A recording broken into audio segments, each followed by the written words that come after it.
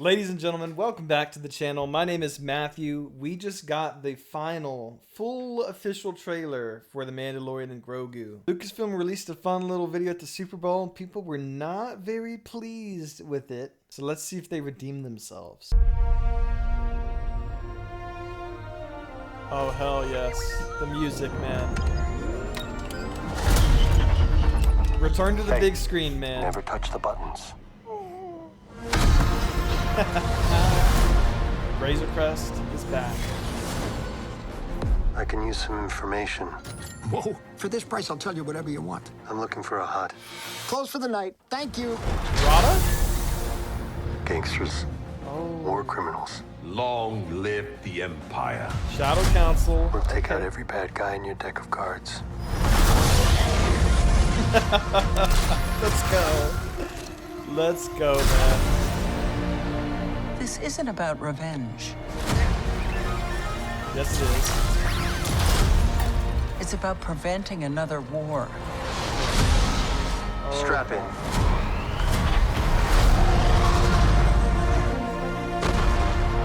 Is that who I think it is? Will suffer, Yo! and then it will be his turn. Oh, shit. Oh, they're Before going cooked. into harm's way, check your armor. The kid will live centuries beyond me. I Damn. won't always be around to protect him. Dang. There's Rada. Oh Are my you god. scared?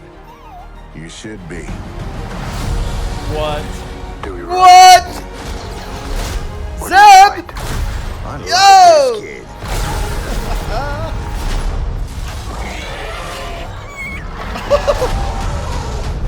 What are you waiting for?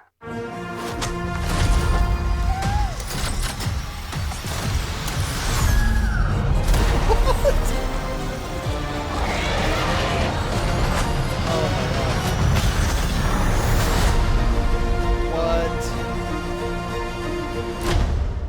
Okay. Let's save the rest for after dinner. Okay, Lucasfilm. So I'm wondering, is Din looking... He said he's looking for a hut, so I assume he didn't try to meet the twins. He's probably looking for Rada. This, I believe, is going to be... Look, that's the hut symbol from Star Wars Outlaws. And Clone Wars, of course. But Star Wars Outlaws, one of the big factions that you could work for or betray was the Hutts. And that was a canon game that took place between episodes 5 and 6. I liked working for the Hutts. They had some of the coolest rewards. I think this is going to be Jabba's vault, or if not Jabba specifically. I mean, the symbol is a Hutt symbol, so it's 100,000%. Not even a theory here. This video is going to be my reaction and theories to the trailer. It's not a theory. This is factually a Hutt vault. But whose? Okay, I'm just wrong. I'm so stupid. What I meant to say was this is obviously the Hutt's throne room with the twins behind it. That's what I meant to say. We did first see the twins, though, in the Book of Boba Fett Season 1. Hopefully we see them again in Season 2. Right, Lucasfilm?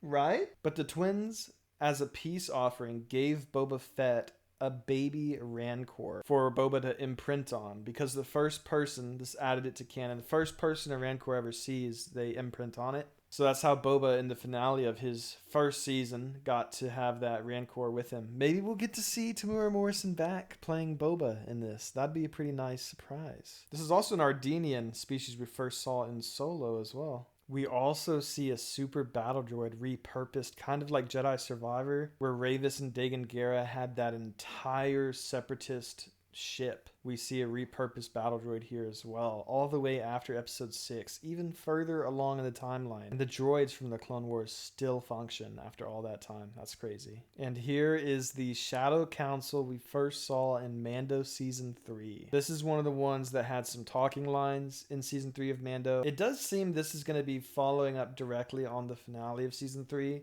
We see Mando and Grogu at their homestead that Greef Karga gave them in Season 3. He met with Carson Teva, the New Republic pilot, at this New Republic base about continuing to be a bounty hunter, but being one for the New Republic, for the leading force in the galaxy, hunting down their enemies. So it's like Sojourner Weaver's character said, This is not just about getting your credits, your payment, but it's about preventing a war, which if they decide to keep the sequels canon, you know, that's the First Order.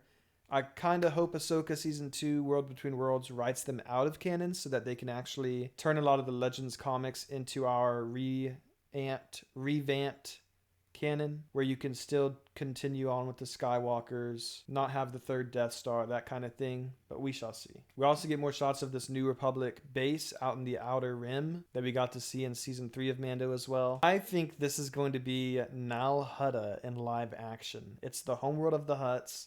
They've controlled their Hutt space for thousands and thousands and thousands of years. I've seen enough of Nal Hutta in the Clone Wars. I think this is 100% going to be that planet in live action for the first time. It looks like they've got droid forces here as well. I'm wondering, do the twins control the entire planet? Obviously, Rada doesn't control Tatooine anymore like his father did. I think Mando in the beginning of the trailer is looking for Rada, not the twins. Even just this shot, seeing the wolf walk next to him, holy shit. Holy shit, I just made a connection. This is why I love going back through the trailers.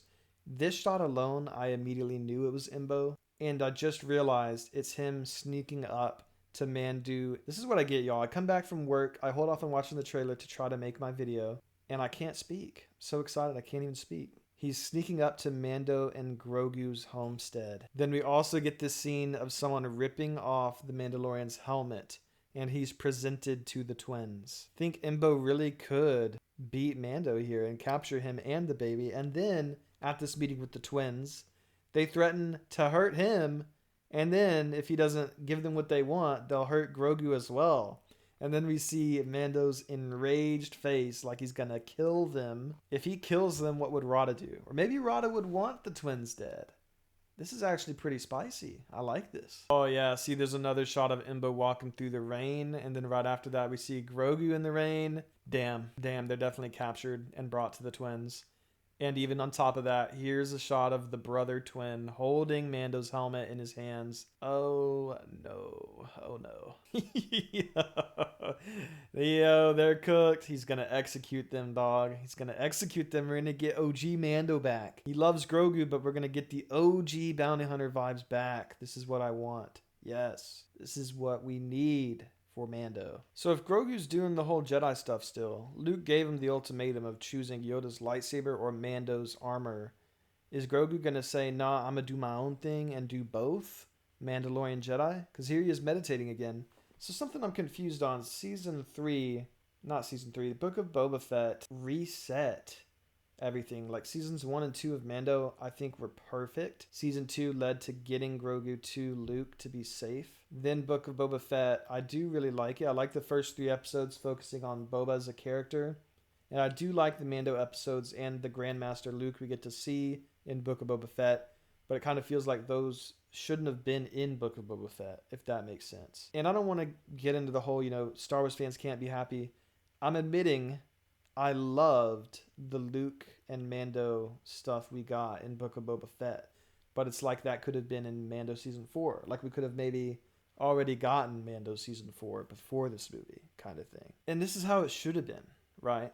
This is how it should have been, the decision that should have been made. So I'm just wondering, are they going back on decisions they made now to try to make fans happy, or have they thought this all out from the beginning? Oh, Rada, you dog. Rada looks like a killer, dude. I guess he has some trauma from the Clone Wars movie, getting captured and not being able to do anything about it, not being able to defend himself. Became a gladiator. We're gonna have the classic, he has to fight Rada before they talk it through and realize they're on the same side and become friends. This is crazy. For some reason, this monster is feeling familiar to me. It's genuinely making me think I've seen this before in Star Wars, like in a comic or something. I almost feel like I might add subtitles to the screen, like me realizing what it's from. It's on the tip of my brain, if that makes any sense at all. Like, this feels so familiar. This looks crazy though. This is definitely also on Nal Hutta. So we're going to get a big portion of the movie that has Nal Hutta in live action. That makes me very happy, I can't lie. You know what? What if this movie also gives us a canon death of Grief Karga? What if Embo killed him? Or what if he dies of old age? They fly now? They fly now! Stupid ass movie. This is definitely Nal Hutta, bro. 100,000,000,000%. Baby Rodian. Hell yeah. All in all, you guys, this definitely made me more confident, more hopeful, more hyped for the movie. I'm still like a little concerned with, are we just resetting everything? You know, Razor Crest is back. Grogu's back. I think Grogu could have been gone a whole season. Like, we could have gotten a season 3 of Mando without Grogu. And then maybe Grogu comes back after training with Luke. But I figured Grogu could be gone for years. And then there could be an emotional reunion. But instead we got the reunion in Book of Boba Fett's finale. Also still would love the second season of Book of Boba Fett. Maybe this show could kind of have some... or this movie could kind of have some repercussions that set that up. Also, people complain about cameos. I would love, though, to see Grandmaster Luke in action. I really hope this movie does well, too, because I don't want the MandoVerse to end.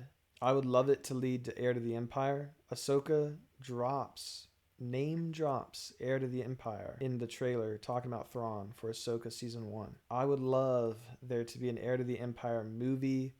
Disney, rightfully so, actually, after all the dislike of their sequel trilogy. I think they were afraid to permanently recast Luke, permanently recast Han, permanently recast Leia. All three of them were crucial in the comic Heir to the Empire storyline. And I've had this whole spiel in circles in many of the Star Wars videos on this channel. Linked below, by the way. But, you know, it's really like, under Kathleen, there were several things I would never have wanted her to do. Like, if Cameron Monaghan's Cal Kestis survives the third Jedi game, he's teased he wants to come to live action. Would I have wanted that to happen with Kathleen in charge? Hell no. Would I have wanted Kathleen to recast Luke, Leia, and Han and do her thing with them? No, sir. Do I trust Dave Filoni to do that? I think I do, to be honest. I'm thinking that's a hell yes. So we shall see what happens, or maybe they'll somehow make Mando the lead for an Heir to the Empire movie. I think the Heir to the Empire movie could be more than one movie. It could have Mando still as a main character, but have him interacting with Luke. I'm excited for this movie, though. I'm really curious to see if they'll just have Mando straight up lose. They could set up more projects with this, so I'm wondering, are they trying to put a bottle cap on the MandoVerse here, or are they trying to... it'll have a resolution for the movie, but honestly set them up to do a Book of Boba Fett Season 2 and a Mando Season 4. Imagine they drop at the end, kind of like the MCU movies have a Thor will return in Avengers Doomsday, that kind of thing. A title card at the end of the movie after 2 minutes of credits or something that says Mandalorian will return in The Mandalorian Season 4. Or Boba Fett will return in the Book of Boba Fett Season 2. Something like that. Honestly, y'all, for death predictions, I think Mando could execute both of the twins in a fit of rage for threatening to kill Grogu. I'm also curious about Embo. Embo really could die here. If he was willing, we could finally have Embo stepping on the wrong toes. I really liked him all throughout the Clone Wars. He was really cool. His dog's badass too. His dog almost kills Maul in the Clone Wars. I think... as cool as Embo was, honestly, this movie's setting him up like a villain. Maybe we always forget that because every time, or most times we saw him in the Clone Wars, it was a villain faction on another villain faction. Besides when he tries to assassinate Clovis and Padme. That was a little evil, not gonna lie. But I guess my point is, perhaps he's been evil this whole time, you know? Like, he's never been a good guy. He's always just been in really fun scenarios in the Clone Wars. I think we could finally see him messing with the wrong person. I think Mando could lose to Embo because Embo surprises him and attacks him and captures him on Navarro at his homestead. But, and even then, maybe Mando comes outside to see Grogu with a blaster pistol to his head and surrenders. So we could see an all-out brawl between the two or not. But even then, I think Mando's gonna escape at Nal Hutta and he's gonna fuck everybody up. He's gonna fuck up the twins. He's gonna fuck up Imbo. We see all kinds of Hutt defense ships getting shot out of the sky throughout the trailer as well. I'm really excited we're gonna have a lot of this movie at Nal Hutta, a new planet in live action, not a 5th desert planet or anything like that. I think this is going to be really good. For possible cameos, I think there's a good chance Boba Fett appears, Fennec Shand. Zeb is in it. I don't think Zeb counts as a cameo, though. I think he'll be straight up in it, like 30 or 40 minutes of the movie, for one of the missions at least. Even if it's just the first mission on the snow planet the movie's going to start with. Also, the Shadow Council, I think Mando could take 1 or 2 down. No way he takes the entire council down in this movie, right? And again, that goes into, does Dave